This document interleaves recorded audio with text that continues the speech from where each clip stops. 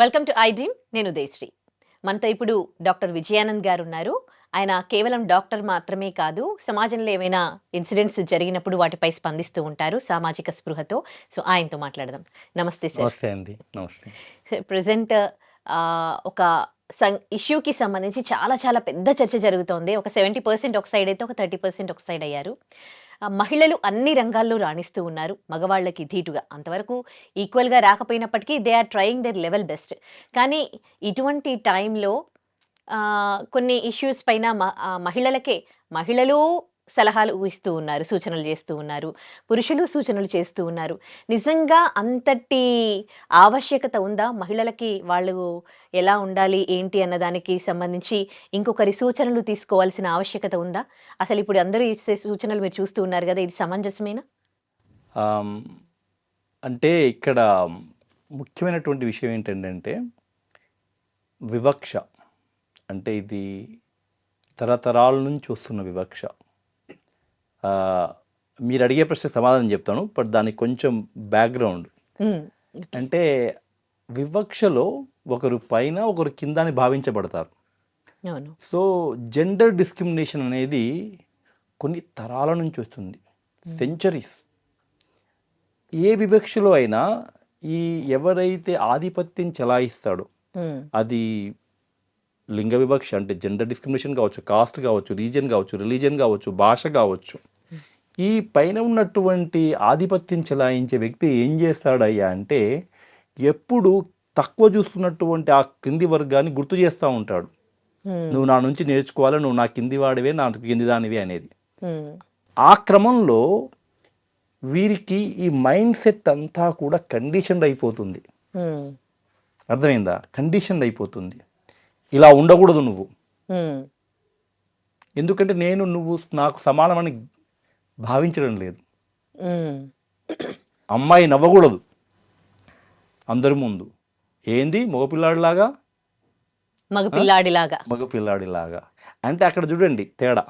అంటే పెంపకం నుంచే, అంటే ఈ పెరిగే వయసు నుంచే అమ్మాయిలకి అబ్బాయిలకి తేడా ఉంది అనేది ఒకటి అంటే ఉంది.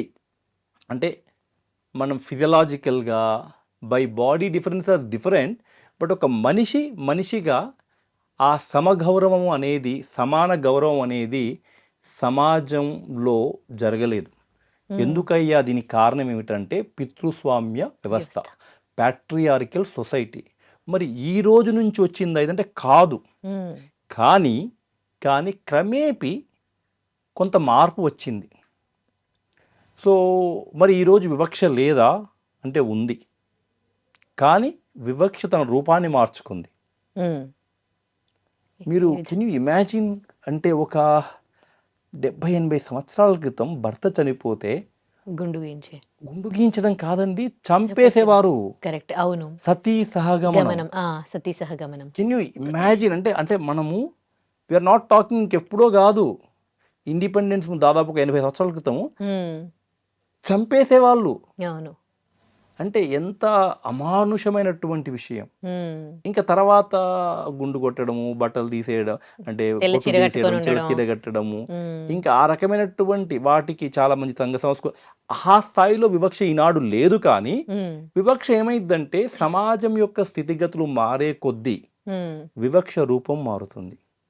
రూపం మారింది కానీ ఇప్పటికీ వివక్ష ఉంది.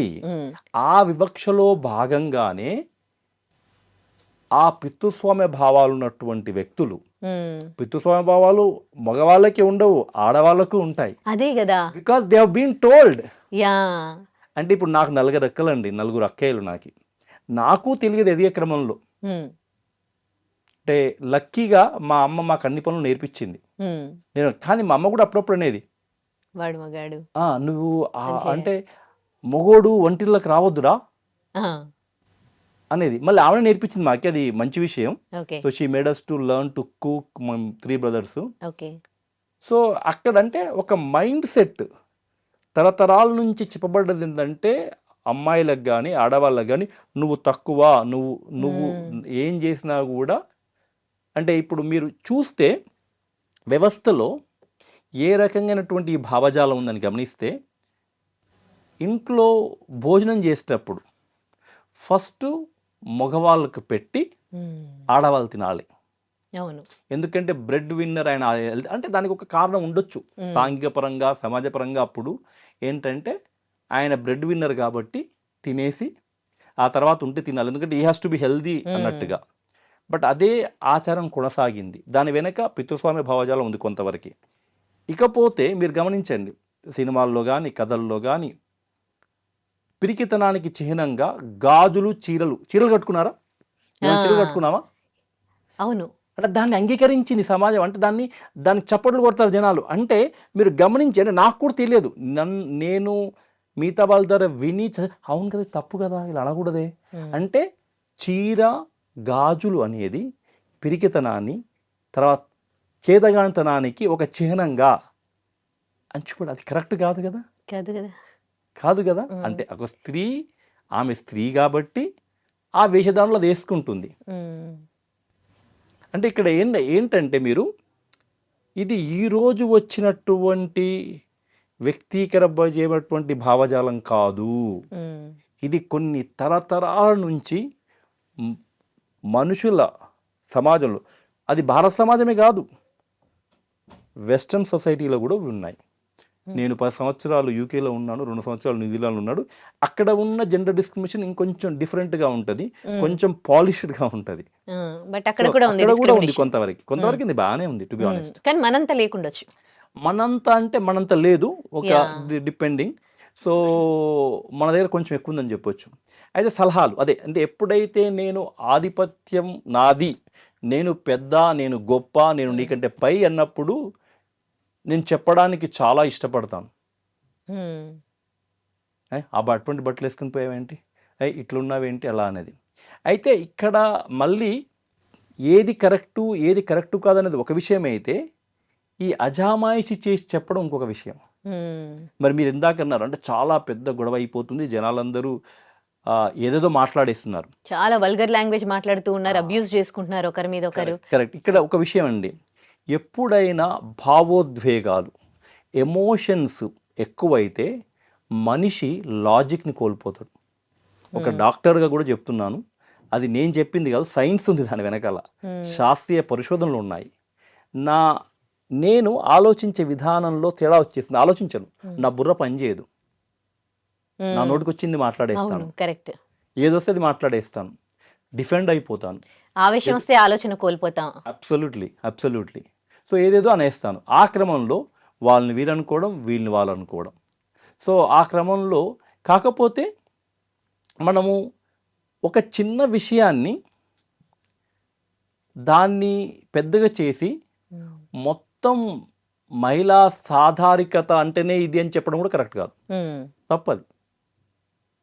తప్పు. But having said that, yes, అలా చెప్పడానికి ప్రధానమైనటువంటి కారణం ఏమిటయ్యా అంటే conditioning of people because of the patriarchal attitude. పితృస్వామ్య భావజాలం వలన ఈ అందరి ఆలోచన విధానాలు మారినాయి. కాబట్టి నేను ఒక నా ఉదాహరణ చెప్తాను, ఇంకెవరిదెందుకు. ఈ పితృస్వామ్యంలో పెరిగే క్రమంలో ఇప్పుడు సరే కుటుంబ పరంగా మనం నిర్ణయించుకున్నాం, స్త్రీ వంట చేసి పెడుతుంది, ఇల్లు చూసుకుంటుంది, పిల్లలు చూసుకుంటూ బాగుంది, వెళ్ళి నేను అంటే ఆ మగవాళ్ళు పోయి డబ్బులు సంపాదిస్తారు, వాట్ ఎవర్.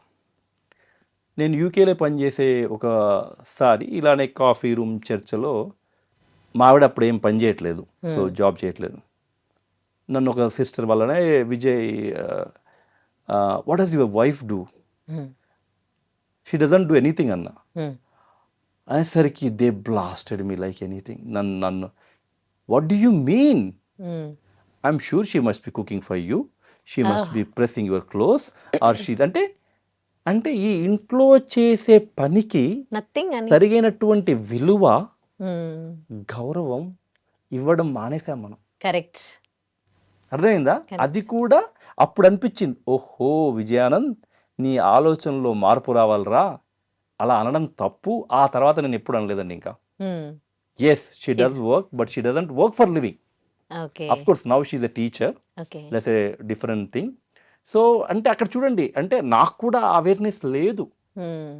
అంటే ఈ క్రమంలో ఆ యొక్క ఇంటి పనిని తక్కువగా ఏం చేస్తావు? 24 గంటలు ఇంట్లోనే ఉంటావు గదా! హ్మ్. You see? అంత చులకనైపోయింది. చులకన. అంటే ఆ ఇంటిలో అదేం మామూలు పనా? ఇంట్లో పని చేయడం, పిల్లల్ని చూసుకోవడం ఆ! కూడా ఏం తమాషా గాదు. అంతే గదా! దానికి శ్రమ, హ్మ్. దానికి అంటే ఆ శ్రమకి గౌరవం ఇవ్వలేదు మనం. ఎక్కడ దాన్ని దక్కుతుంది? డీవాల్యూ చేశాం. కరెక్ట్. అర్థమైంది కదా!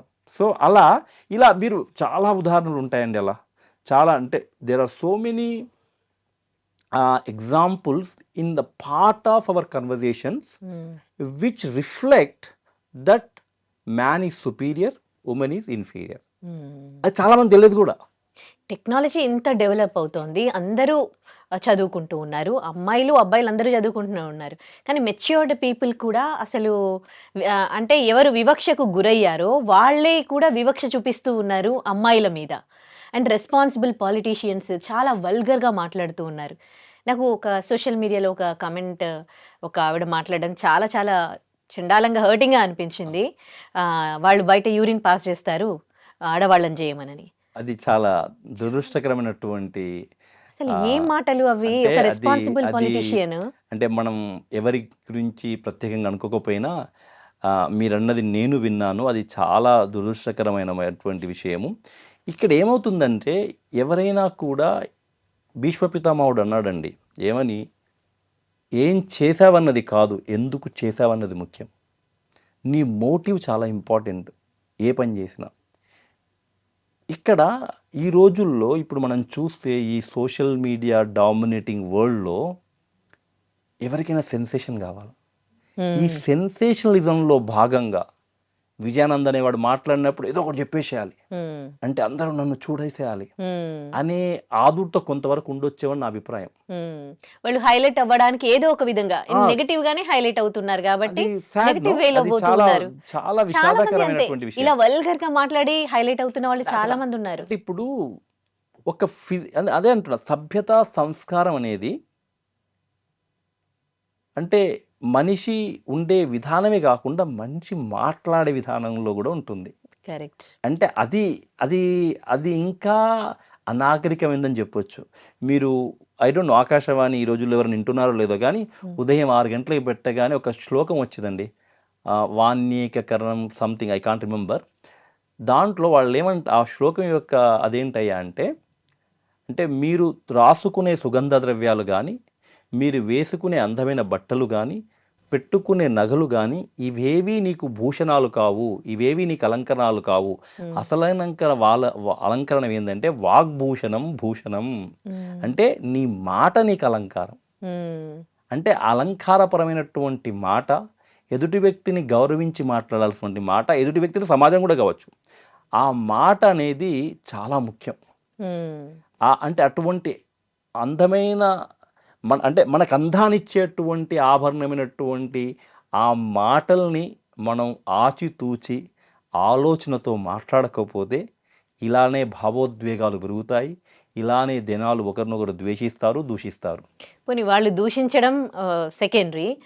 వాటిని చూసి మొబైల్‌లో చూసి నవ్వుకోవడం అంటే ఈ వివక్షకు ఎవరైతే గురి చేస్తూ ఉన్నారో వాళ్ళు చూసి ఒకలాంటి ఆనందం పడడం కరెక్ట్‌గా మాట్లాడింది. దానికి కామెంట్స్ చేయడం. ఎందుకంటే ఏమైద్దంటే anything different increase your dopamine level సడెన్‌గా. సర్జ్ అయిపోద్ది. వాడికి కిక్ వస్తదన్నట్టు. ఆ హ్మ్. కిక్‌లో అరే భలే అన్నారని. కానీ ఆ కిక్ లేకుండా, ఆ భావోద్వేగం లేకుండా ఒక్కసారి స్టెప్ బ్యాక్ చేసి ఆలోచించాలి. ఇది ఎంతవరకి సహేతుకం? ఇది ఎంతవరకి మర్యాదపూర్వకం? హ్మ్. అంటే సమాజంలో కొన్ని విధి విధానాలు మనం ఏర్పరచుకున్నాం. ఆ విధి విధానాల్ని మీరు నైతికతననేది అఫ్‌కోర్స్ న్యాయపరంగా కొన్ని పాటించాలి, తప్పదు మనం. హ్మ్. ఓకే. కాబట్టి ఆహ్, మనం ఏర్పడుకున్న సభ్య సమాజంలో ఇది ఎంతవరకి సరియైంది? ఎంతవరకి సహేతుకం? అని ఆ మాట్లాడే వాళ్ళు తమను తాము ప్రశ్నించుకోవాలి. ఒక ఆడదాని అందము అనంటే తను వేసుకున్న డ్రెస్‌లోనే ఉందా? డీసెన్సీ అనేది ఒక డ్రెస్ జడ్జ్ చేస్తుందా? వాళ్ళ క్యారెక్టర్ అనేది వాళ్ళేసుకున్న డ్రెస్ జడ్జ్ చేస్తుందా? ఎందుకు ఇవాళ ప్రతి ఒక్కరు మీరు ఎంత నిండుగా కప్పుకుంటే అంత అందంగా ఉంటారు అని ఎందుకు చెప్తున్నారసలు? అది కూడా పితృస్వామ్య భావజాలం నుండి వచ్చేటువంటి అభిప్రాయం అండి. సో ఇప్పుడు మీరు చూస్తే మరి ఈ అందానికి అంత ప్రాముఖ్యతని ఇవ్వాలి అని చెప్పింది ఎవరు? Commercial world. పొద్దుగాల లేస్తే టీవీ పెడితే మొటిమల్ని చూపెట్టేసి ఆ అమ్మాయి డిప్రెషన్‌లోకి పోయినట్టు, ఎంటనే ఒక రూ. 10 అదేదో హ్మ్. Fair cream whatever. అంటే అంత ఆ అందం చుట్టూ ఒక పెద్ద వ్యాపార సామ్రాజ్యాన్ని నిర్మించారు. Hmm. Naturally a growing girl or growing boy or whatever they fell into it. అమ్మో! అంటే ఇలా ఉంటే బాగా చూస్తారు కాబట్టి నేను ఇలా ఉండాలి. హ్మ్. అంటే ఈ అందం అనే చుట్టూ అంటే ఈ ఫిజికల్ బ్యూటీ చుట్టూ ఒక కొన్ని బిలియన్ కోట్ల వ్యాపారం ఉంది. అంటే ఫేస్‌కి సంబంధించి బ్యూటీ అది. హ్మ్. ఒక శరీరానికి సంబంధించి అంటే బట్ చీరలో ఉన్న అందం ఇందులో ఆఫ్‌కోర్స్ చీర కట్టు అనేది అది దాని బావుంటుంది. గురించి ఇంకొక విషయం ఆడదానికి చెప్తాను. చీర అందం.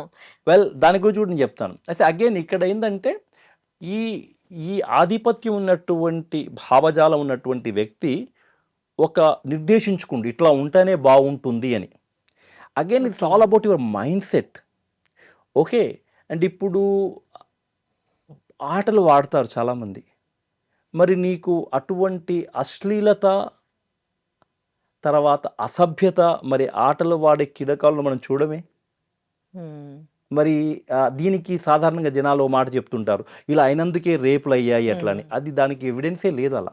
హ్మ్. అలా ఎవిడెన్స్ లేదు. అలా అంటే మరి అటువంటి దుస్తులు తొడిగేటువంటి దగ్గర రేపులు ఎక్కువ కావట్లేదు ప్రపంచంలో. అదే నేనంటున్నాను. అలా జరగట్లేదు. హ్మ్. అంటే ఇక్కడ ఒక గమ్మత్తైన విషయం ఏంటి తెలుసా?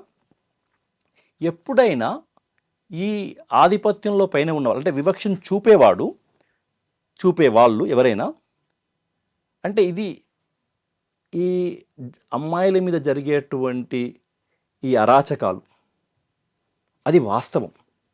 అంటే సమ్ స్టాటిస్టిక్స్‌లో తెలిసింది. దాదాపు ఒక గంటకి ఒక అరాచకం జరుగుతుంది. అయితే అది చాలా పెద్ద ప్రాబ్లమ్ అండి. హ్మ్. దానికి కారణం ఈ బట్టలు అని చూపెట్టడం ద్వారా బాధితునే బాధ్యుని చేయడం. కరెక్ట్. ఇప్పుడు ఎవరిపైన ఆ! రేపైనా జరిగిందనుకోండి, ఆ ఆ! మిడ్‌నైట్ ఎందుకెళ్ళింది ఆ! అని అంటారు. అంటే స్వేచ్ఛా భారతంలో అన్నీ ఉన్నప్పుడు అంటే అంటే ఎవరు కావాలని పోయి తిరగడం అని కాదు. హ్మ్. అటువంటి పరిస్థితి రాకూడదు. ఓకే. జాగ్రత్తలు తీసుకోవాలి. హ్మ్. మరి అలా అంటే మరి ఆ కలకత్తాలో అయిన కేసులో ఆ అమ్మాయి పాపం ఎక్కడో తన లోపల కూర్చొని పని చేసుకుంటుంది. హ్మ్. ఆ! 9 గంటలకి ఈవెన్ 'నిర్భయ' కేసులో గూడా 9:00 అంటే ఇదంతా కూడా మైండ్ సెట్ అన్నట్టు. అంటే కరెక్ట్.